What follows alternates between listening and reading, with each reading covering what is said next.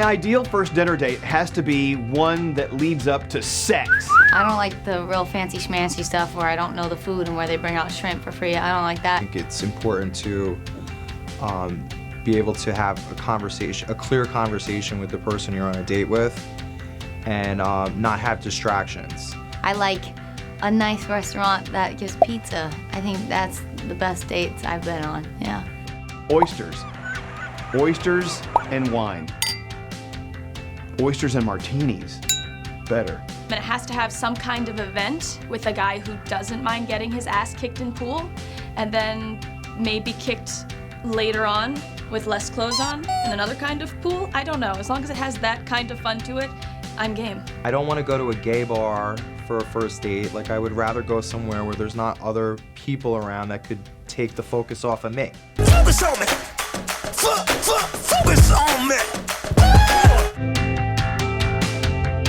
I have this thing where I like to act overly aggressive because I have a Napoleon complex. And my date said something smart, so I went to punch him, except I missed. As soon as I bit into my Southwestern chicken salad, I found a Band-Aid in my salad.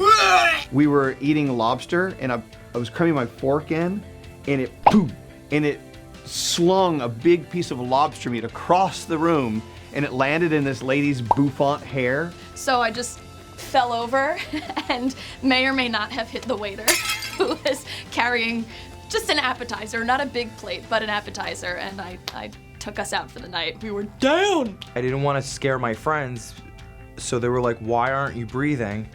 And I then showed them the Band-Aid, and then the whole table got up and went, "Oh my God!" She went home that night with lobster in her hair. It's probably still there today, and that was like 20 years ago.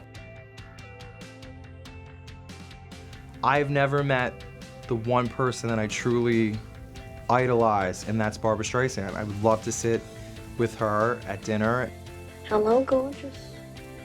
Prove to her that I know the words to every one of her songs, and I just think it would be the highlight of my life. It would definitely be Scary Jones, because he would order everything on the menu. It would be fantastic. I'd be guaranteed red velvet rope service on the way up. Julia Child. The most incredible foodie in the world. I mean, you know Julia Child. I mean, she was all about food. She was the best cook. She had her own TV show. She was perfect. I want to eat with her, but she has to cook it. This is Julia Child. Bon appetit. I would absolutely have dinner with Frank Sinatra because he is forever a legend and I'm his biggest fan.